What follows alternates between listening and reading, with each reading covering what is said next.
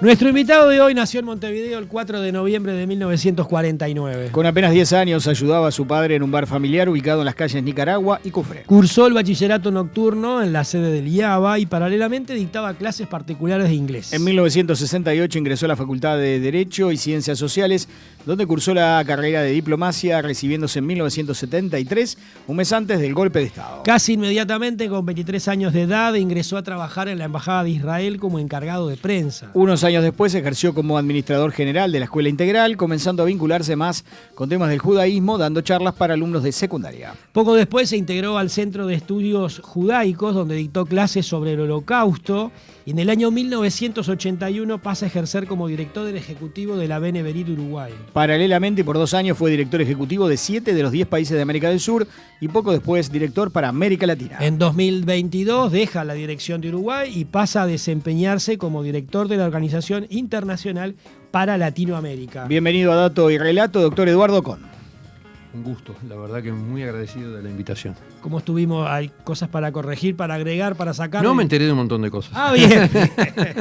Igual, lo peor me pasó ayer, Sí. porque yo me encargo de armar todas las biografías para el informativo de la mañana, y me pasó con Mariana Weinstein, que me salió la biografía, te escuché la que biografía tu con la papelón. directora de cine argentina. ¿no? Sí, Bueno, te escuché fue muy ayer. divertido bueno. ese Te escuché ayer. ese entrelazamientos de nombres, apellidos y intereses, ¿no? Porque las dos le Tengo en, gusta la dirección. tengo en la retina la figura, la presencia y la voz del padre.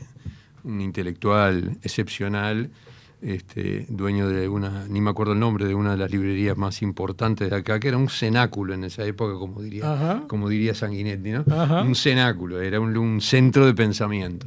Así que bueno, pero no argentino, seguro. La que argentina no la conoce la uruguaya. No, pero hay otra más. Hay otra, Mariana Weinstein. ¿Otra, el 3? Sí, Ay, señor. Mariana. Sí, señor. Ay, me Ingeniera perdí. en sistemas. Yo soy amigo, sí, claro. amigo de los hijos. ¿Eh? La hija del contador Isidoro Weinstein, es muy amigo de mi papá, que también se llama Mariana Weinstein. Ah, O tremendo. sea que hay un lío ahí. Pero te escuché ayer el papelón ese Ah, que tuviste que tremendo. hacer. No, Acá no tuvimos ninguno. Eduardo No. Con es usted, ya tenemos Bien, todos los datos. perfecto. Bueno, Un ¿cómo gusto. anda? ¿Bien? ¿Qué Bien, están extrañando la dirección de Uruguay? No, se cumplió. En la vida se cumplen ciclos. Lo importante es que el que está cumpliendo un ciclo, si cree que lo está haciendo lo mejor posible, de la mejor manera, entienda cuando los ciclos tienen que llegar a un final por decisión propia.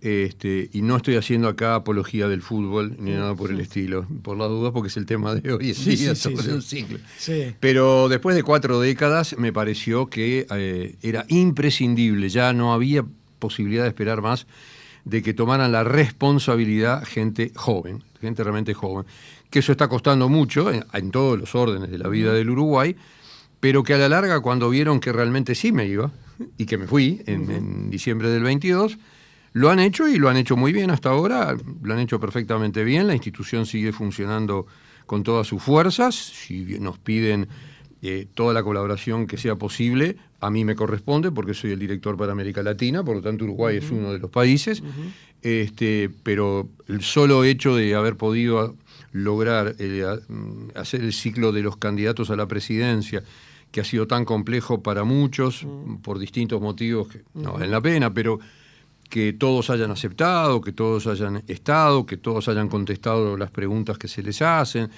el hecho de que ahora se va a hacer, como siempre se ha hecho, el evento de conmemoración de la Noche de los Cristales, claro, en una época muy compleja como la que estamos viviendo, pero bueno, significa que hay una continuidad en el trabajo político, en el trabajo de esclarecimiento, en el trabajo de educación y, por supuesto, en el trabajo de servicio. Así que, desde ese punto de vista, diría que tranquilo por haber dejado esa parte en relación, por ser director para América Latina, es inevitable, es toda América Latina. Además vivo acá, pero contento de ver que las cosas están bien. Eduardo, si tuviéramos que explicarle a los oyentes que no están muy empapados del tema, ¿no? ¿Cuál es la diferencia entre las 3 organizaciones que hay en Uruguay, que debe haber en todo el mundo? La Beneverit, el Comité Central Israelita y la Organización Sionista del Uruguay. Desde el punto de vista maternal, las madres de los 3 son organizaciones internacionales. O sea, la Organización Sionista del Uruguay es la rama uruguaya de la Organización Sionista Mundial, que se ocupa, por supuesto, de temas que tienen que ver con el Estado de Israel mismo, el tema de la, digamos, de la inmigración, de la absorción, de la educación sobre el sionismo, de la celebración de eventos centrales del sionismo y del Estado de Israel, como es la creación del Estado de Israel, como es recordar, en el caso del Día de Recordación, los caídos en la Guerra de Israel, etcétera. El Comité Central Israelita nació acá en plena Segunda Guerra Mundial, en la década del 40, pero es la rama local del Congreso Judío Latinoamericano, que es la rama latinoamericana del Congreso Judío Mundial. El Comité Central Israelita, desde que se creó en el año 40, o sea, ya estamos hablando de muchos años, 84, se creó por parte de las distintas comunidades de aquella época en medio de la guerra para que fuera la cara representativa en todos los órdenes de la comunidad judía uruguaya, en todas sus inquietudes, desde el hecho de tener un predio para poder tener un cementerio, al hecho político de ir a hablar por seguridad o por los temas que sean con los ministros del Interior, de Cultura, de lo que fuera, pero la cara representativa de la comunidad y el que debe hacerlo es el Comité Central Israelita. La Benebrit, la uruguaya, es la rama local de la Benebrit Internacional, que fue creada hace 180 años. Este año cumple 181. Y fue creada con dos objetivos básicos ya hace 181 años. El tema de la defensa de los derechos humanos, muy vapuleados en aquella época, especialmente con los inmigrantes que llegaban a Estados Unidos, que fue donde se creó la organización en Nueva York. A pesar de que hoy tiene sede en Washington, se creó en Nueva York. Y en segundo término, hacer todo tipo de obras de servicio para la comunidad en aquel momento, pero para todos quienes estuvieran de servicio, quiero decir, en aquella época era asistencia a inmigrantes, viudas, huérfanos, etc. Estamos hablando de 1843.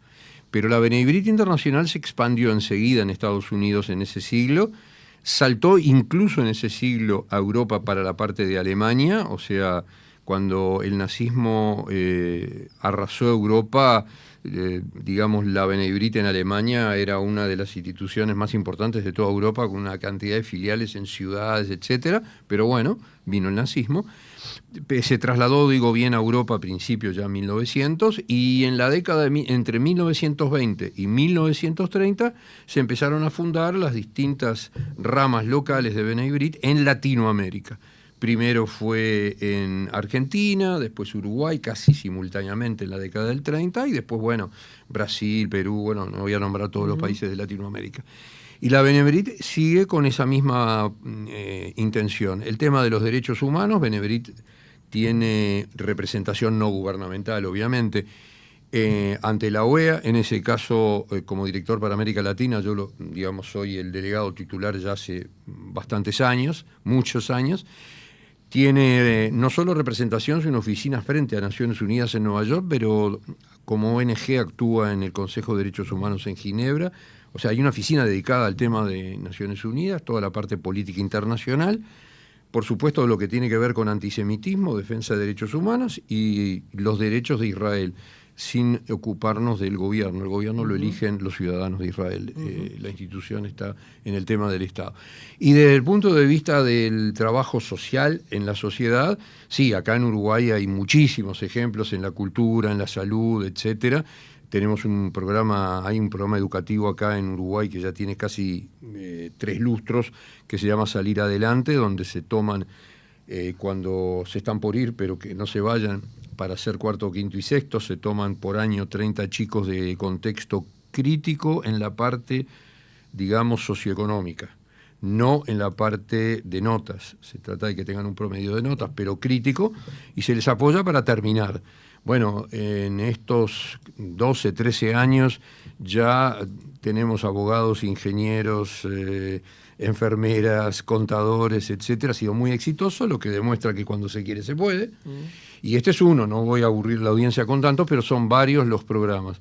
Y hablando de Canelones, que hoy yo sé que se habla mucho de Canelones, el otro día nos preguntaban si conocíamos al actual candidato a la presidencia, y les dijimos, en realidad nos conocimos cuando, por el hecho de las obras que hemos hecho muchas en Canelones, inclusive 2 veces, y se hizo por primera vez hace 40 años la escuela número 33 de Paso Cuello, Sauce.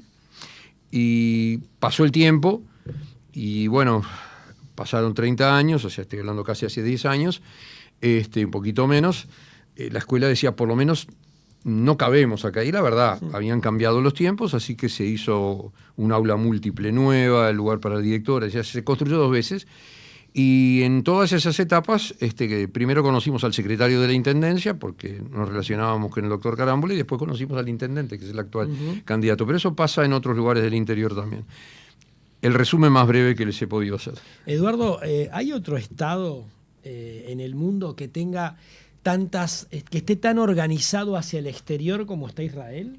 No sé si hay otro estado, pero para el pueblo judío y la nación judía es explicable fácilmente.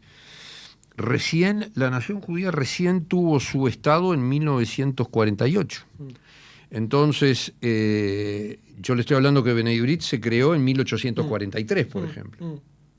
Entonces, evidentemente, si el pueblo judío no se organizaba o no nos organizábamos en los distintos países de la diáspora donde estábamos, era muy difícil, hubiera sido muy difícil, mantener la identidad, primero que nada, y después todo lo demás. O sea, quienes son religiosos, la religión, quienes son religiosos y sionistas, la parte política, mantener el idioma hebreo, mantener la enseñanza, en una palabra, la identidad y la continuidad.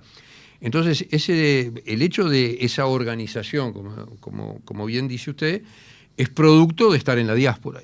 Yo pienso que al estar tanto tiempo en la diáspora, seguramente las comunidades libanesas, armenias, etcétera, también deben tener, no sé si igual, porque no conozco poco en Uruguay, pero no en el resto del mundo, pero suponemos que quienes han tenido que vivir tanto tiempo este tipo de situación, de no tener su propio Estado, sí, se deben haber tenido que organizar. Nosotros fue así, y bueno, y bien que lo pagamos, porque la Segunda Guerra Mundial, concretamente el nazismo, arrasó no solo con las instituciones, y con los judíos en Europa, donde había mucha organización, pero arrasó, y después del nazismo el comunismo también prohibió totalmente, era realmente muy, muy duro. Cuando ya termina el comunismo, esos 70 años, fue bastante difícil, hay hoy, pero fue bastante difícil reconstruirse. En Europa Occidental, después de la guerra, no se reconstruyó las distintas instituciones al nivel previo a la Segunda Guerra Mundial, pero se pudo reconstruir, y hoy hay comunidades importantes en Francia, en Alemania, en Hungría, en España, etcétera. Históricamente, ¿no? Porque perdón, Andrés, ¿por qué cree usted, en base a lo que ha estudiado, o quizás en base a algún, no sé, si tiene alguna explicación racional, por qué a lo largo de la historia de la humanidad el pueblo judío ha sido uno de los más perseguidos de todos? En realidad, cuesta mucho a los sociólogos, psicólogos, filósofos, religiosos, contestarle a los niños esa pregunta, que son los primeros que la hacen. ¿Por qué? ¿Por qué fuimos esclavos en Egipto? ¿Por qué nos odiaban tanto?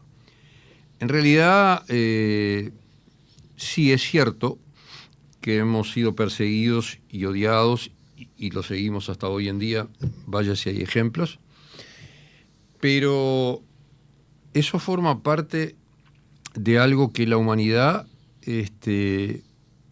uno creería que si hubiera sido creada como quien es religioso y cree, supone, o sea, en la fraternidad, en la convivencia, en el buen deseo de que el otro viva bien, en el deseo de progreso, en el deseo de respeto, bueno, todos los valores, si se hubieran respetado los 10 mandamientos, para hacerlo más práctico, no se hubiera creado una humanidad agrietada desde siempre y no solo con los judíos. Es cierto que hemos sido de las principales víctimas, pero el racismo también tiene muchos años, quizá no milenios, pero tiene muchos años. Y el racismo con cualquier toque, no importa el toque. Es decir, racismo por el color de piel, o el racismo porque es más alto o más bajo, o discriminaciones en ese caso.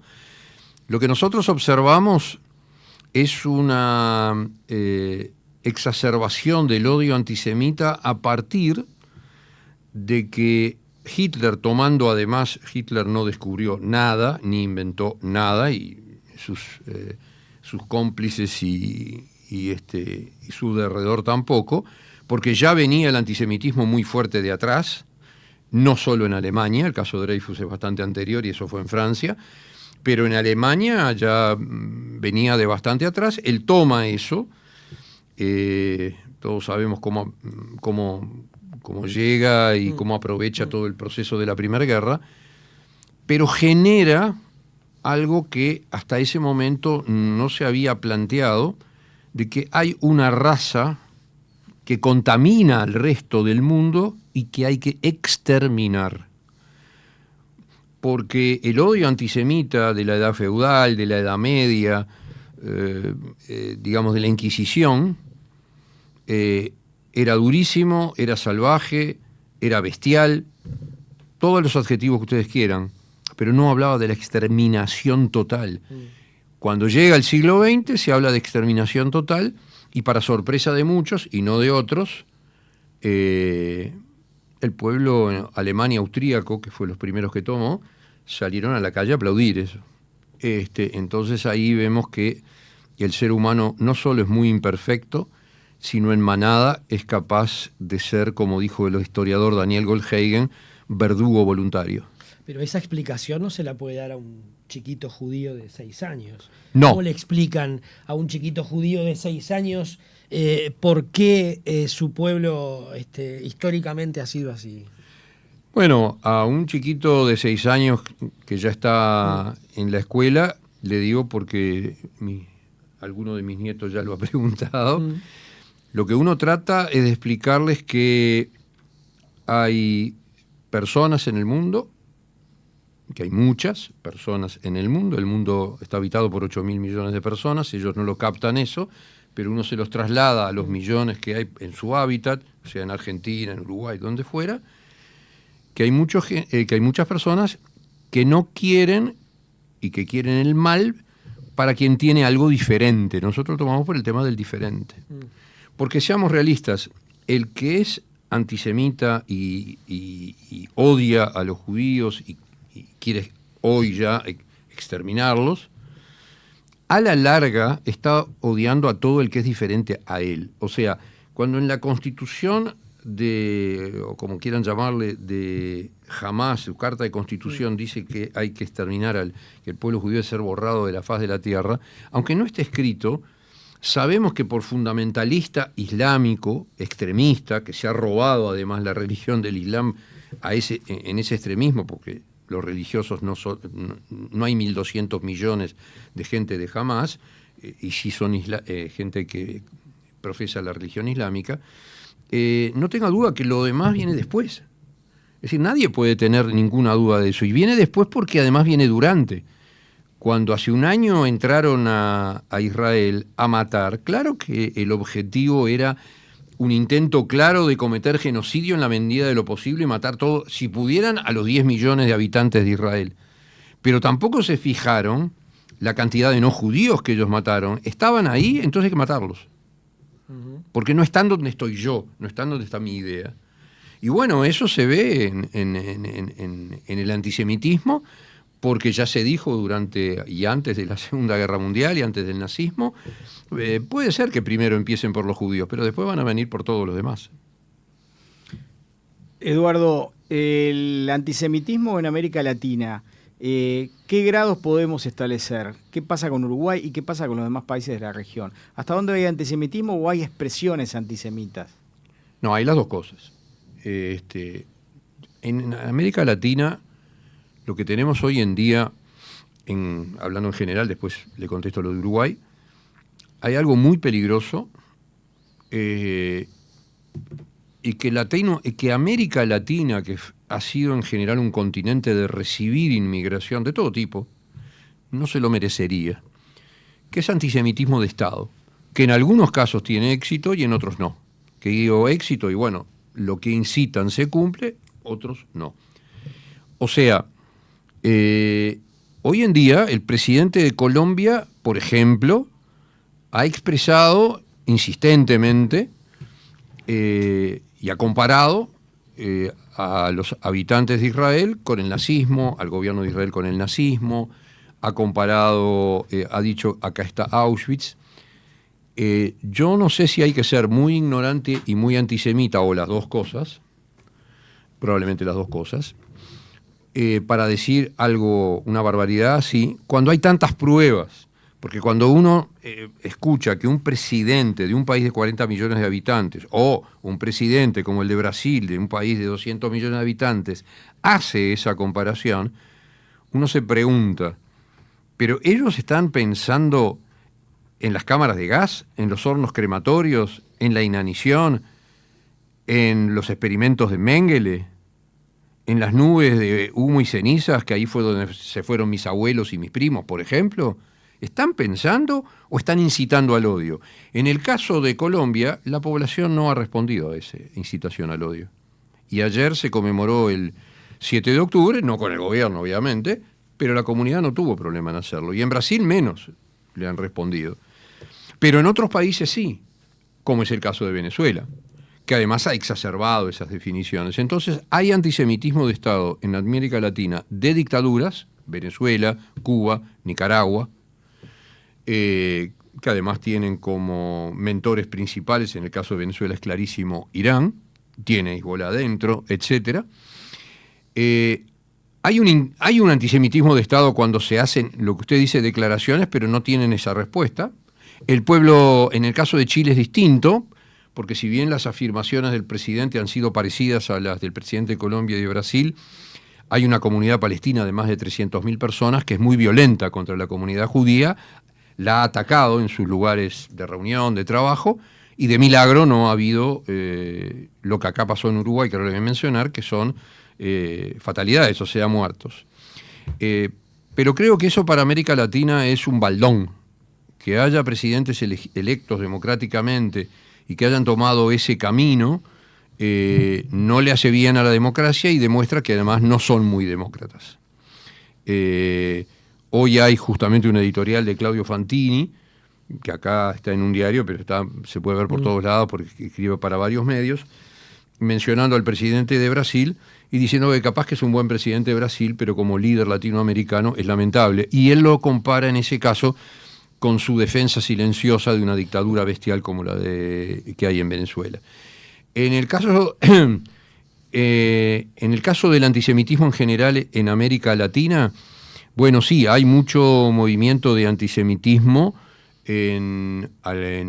digamos, de grupos antisemitas, pero porque pertenecen a grupos políticos que no son mayoritarios. Estoy diciendo, excepto Chile, pero en Chile viene desde la propia comunidad palestina, que es muy grande, la comunidad judía es muy chica en comparación, estamos hablando de 12, 13.000 judíos contra 300.000, entonces tienen un acoso permanente y eso genera miedo, pero esa es la situación en América Latina a grandes rasgos. En el caso de Uruguay, Uruguay siempre tuvo, digamos, manifestaciones de antisemitismo, lo tuvo en la década del 60.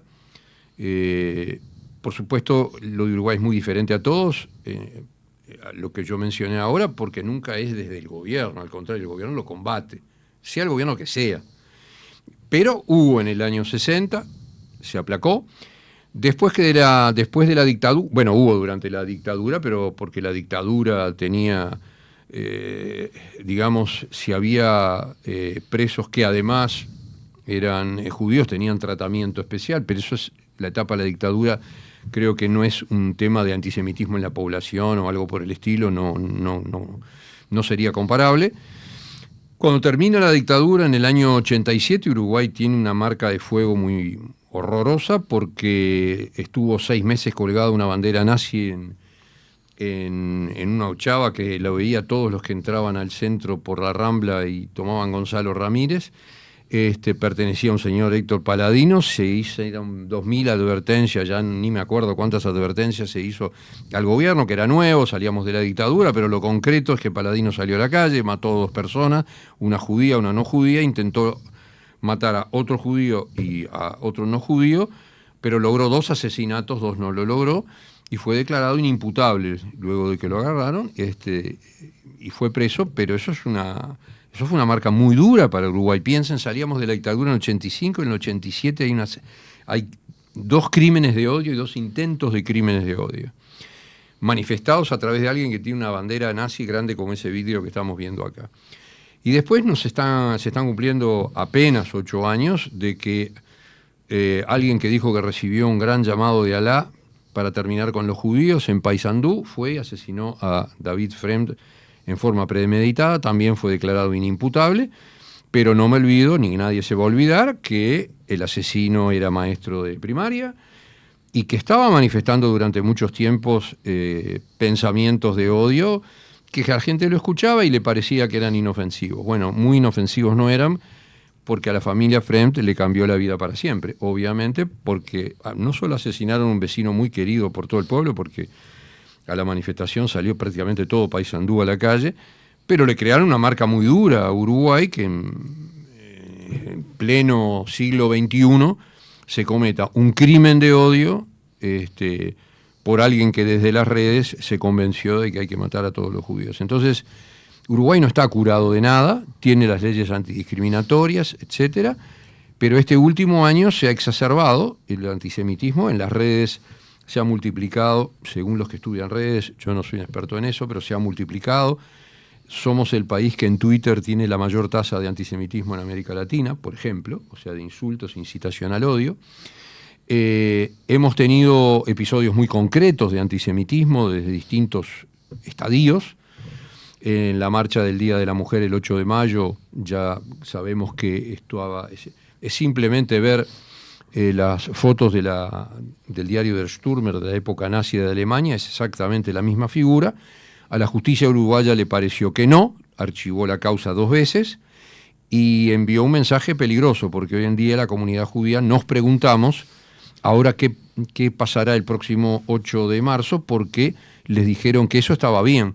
Bueno, en Alemania nazi también estaba bien poner eso en los diarios al principio, en el 33, 34. Después sabemos lo que pasó. Entonces ahí ya hay una llamada de peligro y bueno, y hay que saber que se va a estar en peligro.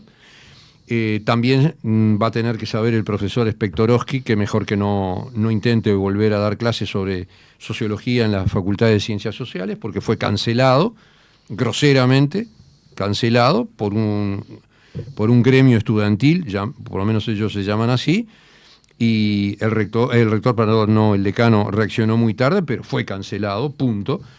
Las clases se dieron entre gallos y medianoche, nadie se enteró, o sea que fue cancelado.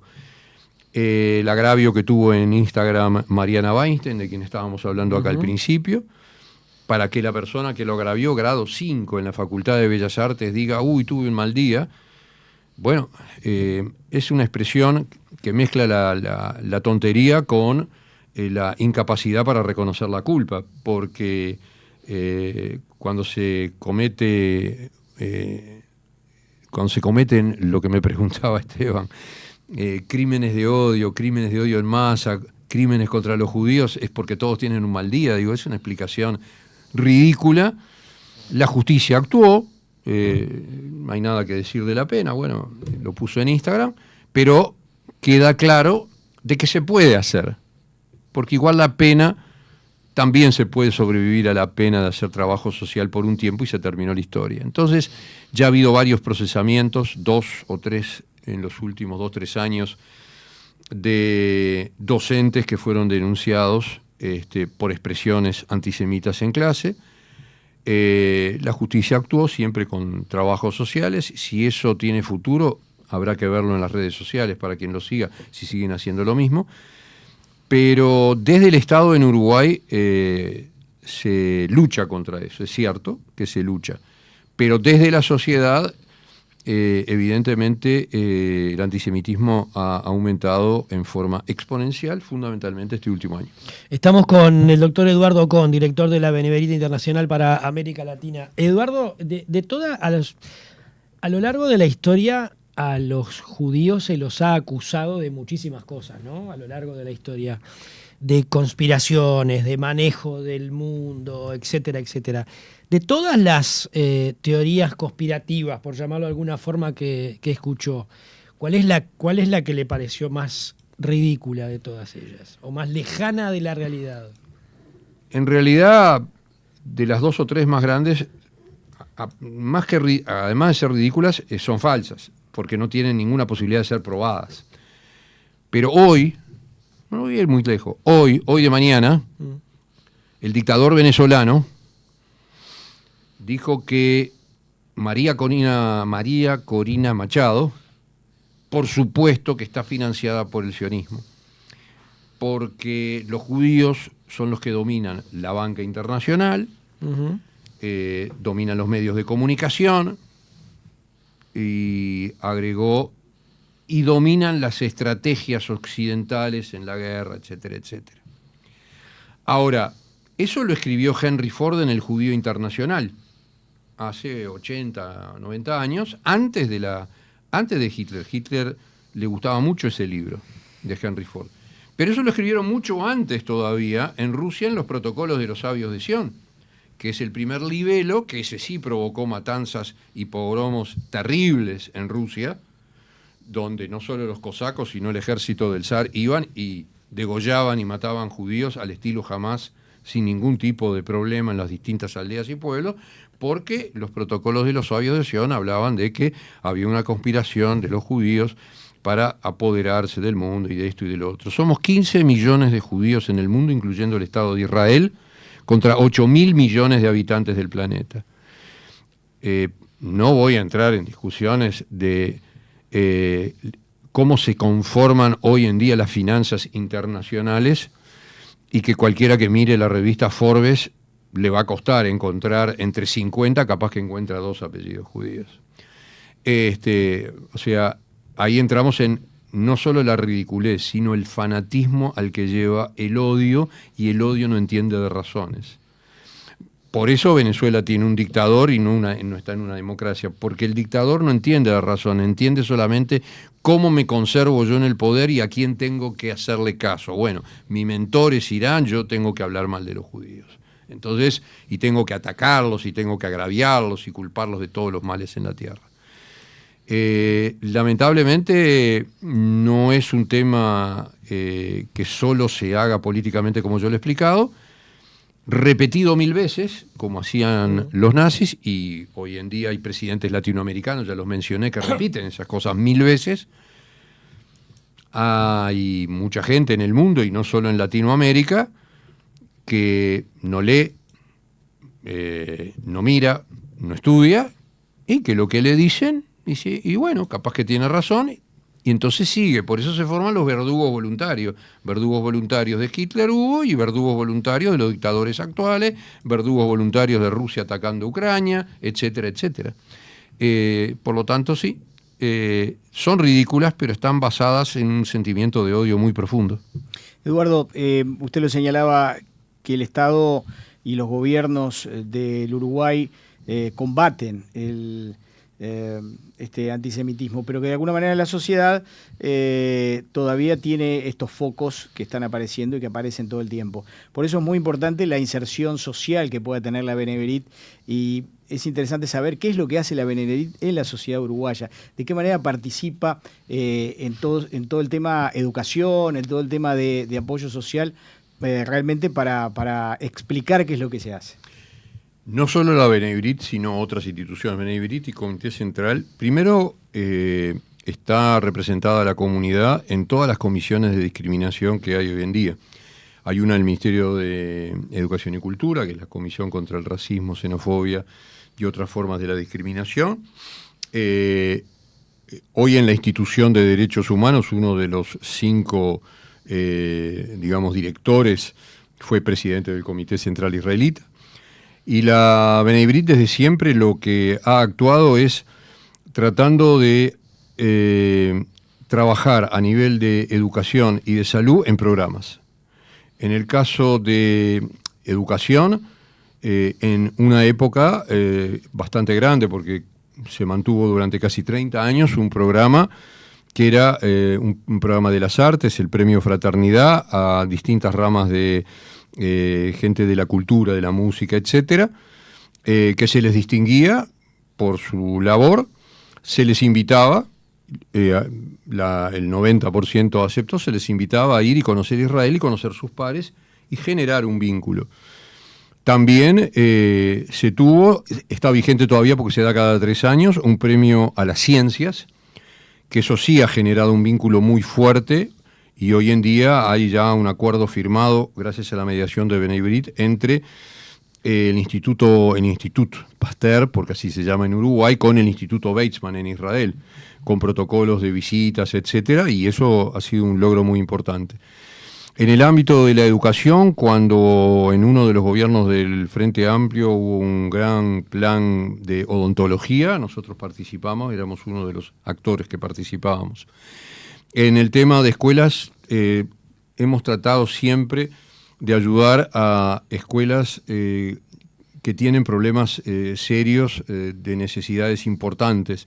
Yo mencionaba una en Canelones, pero otras escuelas del interior y también escuelas en Montevideo, escuela Ana Frank, escuelas en Cerro Norte, etcétera, de tratar de llevarles educación sobre temas, por ejemplo, de holocausto, antisemitismo, etcétera, y ver de qué manera, qué es lo más urgente para esas escuelas que siempre precisan todo, poder ayudarlos. O sea, siempre hemos tratado de crear programas, no decir, bueno, vamos a donar tal cifra de dinero, eso no. Y cuando vino la pandemia, por ejemplo, me acuerdo porque hablamos contigo. Sí. Lo llamamos, me acuerdo. Exactamente, en esta misma radio, porque lo primero que hicimos fue contactarnos con el SINAE, y el SINAE nos dijo qué era lo que precisaba, y bueno, nosotros nos movimos y llevamos varios camiones, no importa cuántos, no interesa, era una época de crisis y había que ayudar, y llevamos durante los primeros meses varios camiones, y después nos comunicamos con el MIDES porque había que hacer refugios nuevos y faltaban muchas frazadas, etcétera. O sea, siempre buscamos el respaldo sólido de una institución, o sea, no hacerlo así al barrer, sea el Estado o sea la propia escuela o el propio liceo. Eso es a grandes rasgos, más o menos, para ser lo más breve posible. Eduardo, nos quedan pocos minutos. Sí, por eso vi la hora.